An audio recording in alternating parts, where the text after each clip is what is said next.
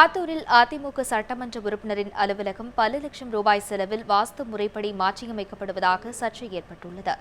ஆத்தூரில் கடந்த 2001ஆம் ஆண்டு அதிமுக ஆட்சியின் போது பொதுப்பணித்துறைக்கு சொந்தமான இடத்தில் சட்டமன்ற உறுப்பினர் அலுவலகம் கட்டப்பட்டது.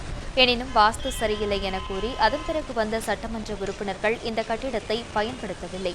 இதனிடையே தற்போது சேலம் மாவட்ட ஆத்தூர் சட்டமன்ற உறுப்பினராக தேர்ந்தெடுக்கப்பட்டுள்ள சின்னத்தம்பி கட்டிடத்தை வாஸ்து முறைப்படி மாற்றியமைக்கும்படி உத்தரவிட்டுள்ளார்.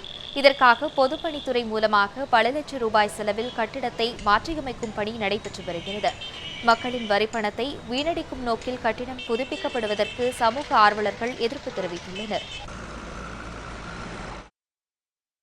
பொதுமக்களுடைய வரி பணத்தை பொதுப்பணித்துறை மூலம் வீணாக செலவழித்துக் கொண்டிருக்கிறார். இது கண்டனத்திற்குரியது. இதை விடுத்து அவர் பொதுமக்கள் நலனிலும் ஆத்தூர் சட்டமன்ற தொகுதியில் தீர்க்க வேண்டிய பல பிரச்சனைகளை தீர்ப்பதிலும் கவனத்தில் கொண்டால் மிகுந்த நலன் பயக்கும்.